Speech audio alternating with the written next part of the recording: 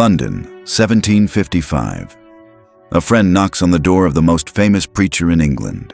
He expects to enter a sanctuary of peace and prayer, the home of the man whose sermons draw crowds of 30,000 in open fields, whose very presence stops riots in their tracks. Instead, he walks into a crime scene. John Hampson pushes the door open. What he sees will haunt him for the rest of his life.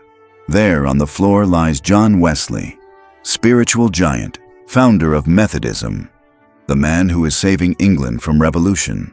Not praying, not studying, not writing sermons that will transform nations. He's helpless, trapped, being dragged across the floor like a rag doll. Standing over him is his wife, Molly.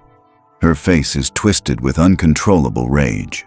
In her clenched fist, she holds a clump of white hair she has just torn from her 52-year-old husband's scalp. Blood trickles down Wesley's temple. She's screaming accusations. He's not fighting back. This is not rumor. This is not exaggeration. This is the documented, ugly reality of the man who founded Methodism. The same man who rode 250,000 miles on horseback to save souls couldn't save his own marriage. The man who organized 135,000 Methodists with military precision couldn't manage his own household. The man who preached perfect love to England couldn't love his own wife. Welcome to the chapter of John Wesley's life that most pastors skip over. The hidden hell behind the public holiness. The thorn that drove him to greatness. Stay with me. Because this story isn't just about one man's failure. It's about how God uses broken vessels, how domestic agony can fuel divine mission, and how your hidden battles don't disqualify you. They might just be the very thing God uses to refine you for His greatest purposes. If you've ever felt like your hidden struggles disqualify you from God's purposes, drop a comment right now saying, "God uses broken vessels." Let's build a community of broken vessels being used by God. Before we enter the wreckage of Wesley's marriage, you need to understand the magnitude of the man who failed. John Wesley changed the world. By the time he died in 1791 at age 87, he had traveled 250,000 miles on horseback 10 times around the globe, preached 40,000 sermons, founded the Methodist movement with 135,000 members and 541 preachers, written enough books to fill a library, sparked a revival that historians credit with saving England from the bloody fate of France's Revolution. He woke at 4 a.m. every morning to pray. For over 50 years, never missed a day, he fasted twice a week, Wednesday and Friday, 6 a.m. to 6 p.m. for his entire adult life. He was organized, disciplined, relentless, a machine of ministry. When John Wesley spoke, mobs fell silent. When he preached, hardened criminals wept. When he prayed, heaven moved. But here's what they don't tell you in Sunday school. While Wesley was preaching Christian perfection to England, his home life was a living nightmare. While he was organizing revival across the nation, his wife was forging letters to frame him for adultery. While he was bringing peace to riots, he couldn't bring peace to his own dinner table. The paradox haunts us. How does a man of such wisdom choose a wife who becomes his tormentor? And how does he set the world on fire for God while his own house is burning to the ground? Let me tell you something else they skip over. Wesley officiated only 4 weddings in his entire life, but attended 104 funerals. Why?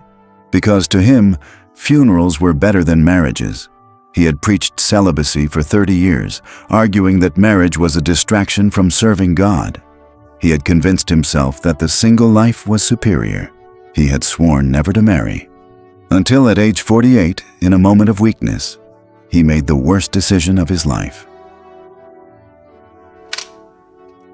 To understand how Wesley ended up trapped in matrimonial hell, we must go back. Back to the wounds that made him vulnerable. Back to the heartbreaks that convinced him marriage was dangerous. Susanna Wesley, the mother of Methodism. She bore 19 children. Only 10 survived infancy. She homeschooled them all 6 days a week, 9 a.m. to 5 p.m. The Bible was the only textbook. Devotions began before daybreak. Study was mandatory, Greek and Latin by age 7. But here's what shaped John most. Susanna broke her children's wills early. Beatings were frequent. The children learned to cry softly so they wouldn't be beaten again.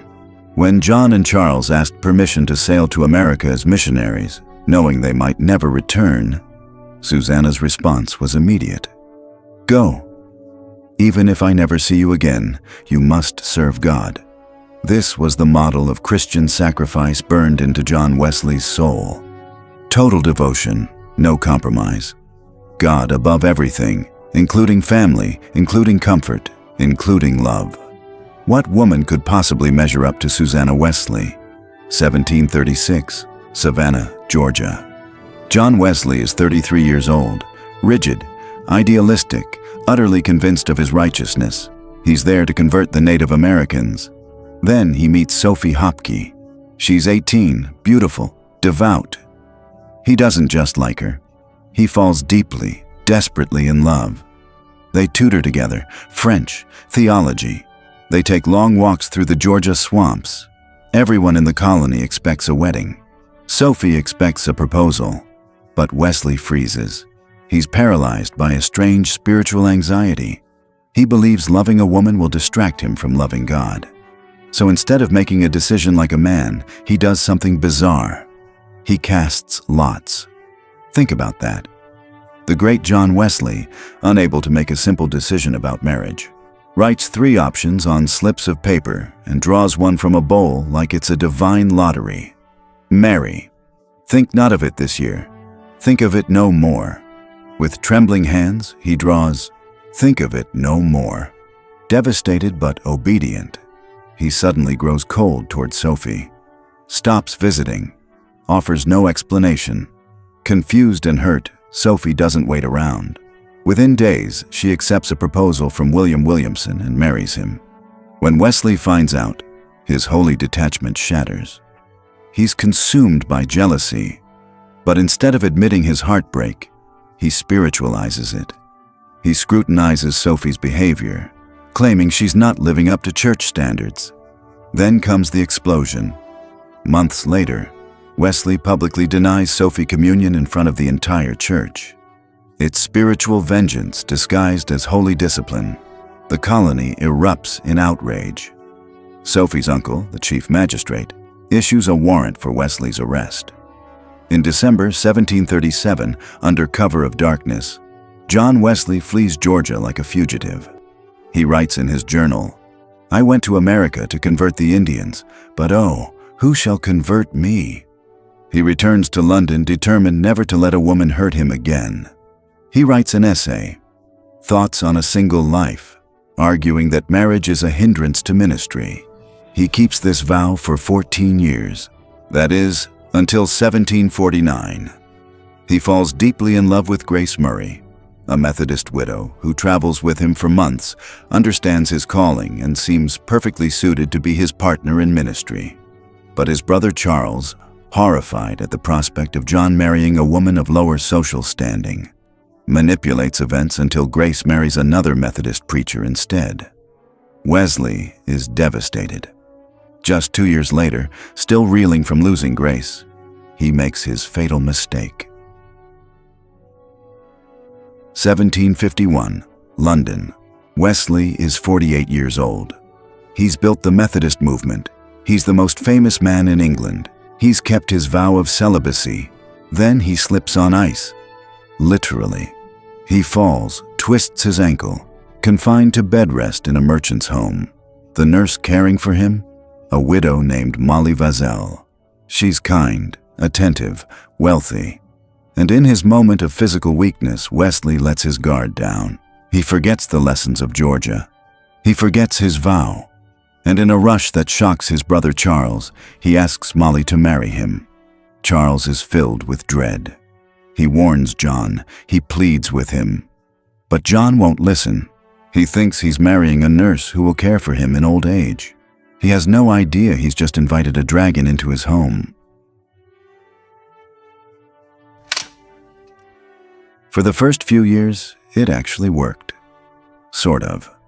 Molly traveled with him, Through rain, mud, snow, 40-mile days on horseback, she accompanied him to the north of England, to Cornwall, to Scotland.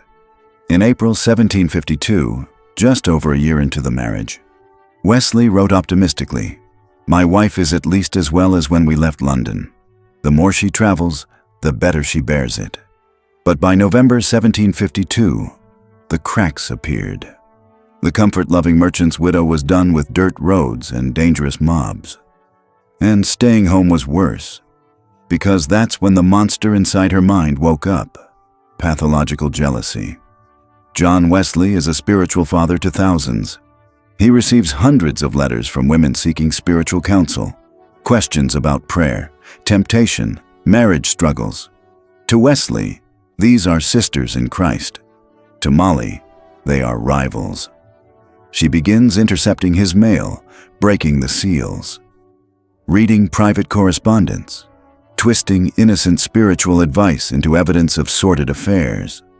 But she doesn't stop there. Molly begins forging letters. She takes Wesley's handwriting and crafts fake replies to women, making it look like the great holy man is an adulterer.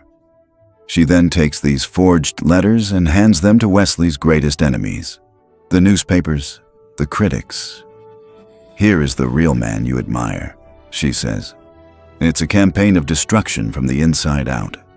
Wesley arrives in towns to preach only to find Molly has already been there, spreading rumors that he's sleeping with his followers. The emotional abuse soon turns physical. Back to that scene in 1755. John Hampson enters the room. Molly has seized Wesley by the hair. She's literally tearing handfuls of white hair from his scalp, dragging the most famous man in England across the floor. Wesley, the man who faced brick-throwing mobs without flinching, does not strike back, does not scream. He simply endures. He looks at Hampson with sad resignation. I felt as though I could have knocked the soul out of her body. But he restrains his hand. But make no mistake, Wesley was no innocent victim. Even his defenders admit he failed as a husband. He chose ministry over marriage every single day, weeks, sometimes months away. Hundreds of letters to women who sought his spiritual counsel. Innocent to him, infuriating to her. One historian put it bluntly: he did not possess the conjugal virtues. He had no taste for the tranquility of domestic retirement. And those harsh words he hurled back at her. Listen to this one from 1759. "If you were buried just now, or if you had never lived, what loss would it be to the cause of God?" Can you imagine the man who preached love saying that to his own wife? He writes to Molly, "Know me and know yourself. Suspect me no more. Provoke me no more. Be content to be a private, insignificant person, known and loved by God and me." Another time, "If you were buried just now, or if you had never lived, what loss would it be to the cause of God?" In 1758, when leaving for Ireland, his parting words, "I hope I shall see your wicked face no more." This wasn't the first time she'd left him. In 1758, after spreading forged letters, she'd stormed out vowing never to return. Then came back. Now, in 1771, she left again for Newcastle to stay with her daughter. Wesley's reaction: cold Latin, "Non eam reliqui, non dimisi, non revocabo." I did not desert her, I did not dismiss her, I will not recall her. But she did return. In 1772, they had 6 more bitter years together before she finally left for the last time in 1778. Here's where the story gets shocking. Historians believe this terrible marriage is actually why Wesley traveled so much. Think about it. If Wesley had a happy home, he might have settled into a comfortable parsonage, drinking tea by the fire, writing sermons in peace. But because his home was a war zone, he stayed on the road. His schedule of escape: preach at 5 a.m., ride 40 miles, preach at noon, ride 20 more miles, preach at night, repeat for 30 years. The pain of his marriage became the fuel for his mission. He poured all his frustrated love into the poor, the miners, the outcasts of England. The thorn in his flesh didn't kill him. It drove him. Years later, Wesley reflects, "Without this difficult woman, I might have become proud. She was the sandpaper God used to smooth my rough edges. She taught me patience no theology book ever could." October 1781. Wesley is on a preaching tour in Bristol when a brief letter arrives.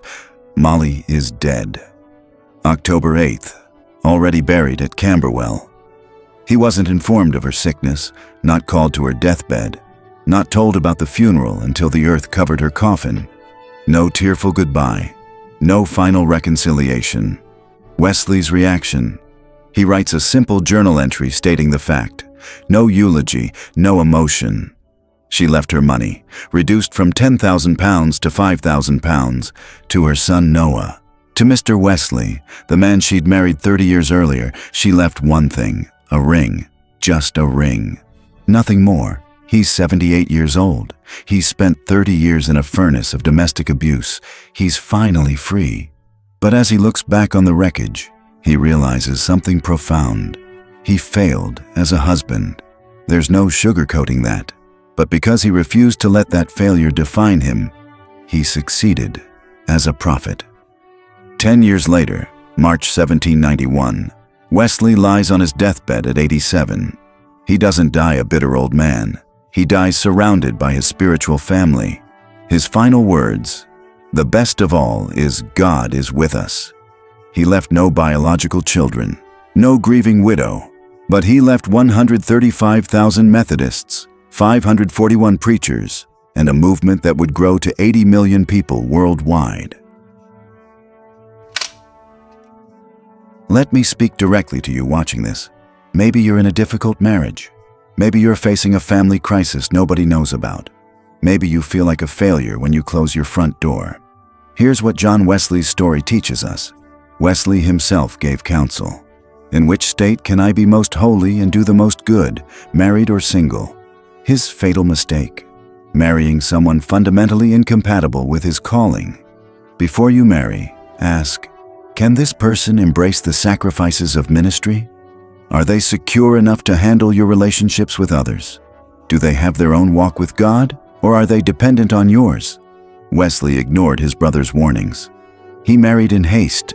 He paid for 30 years. Wesley did wrong. Let's be clear. He chose ministry over marriage consistently, never home for weeks or months, maintained affectionate correspondence with other women, expected Molly to be content with neglect, used harsh, unloving words. Both were at fault.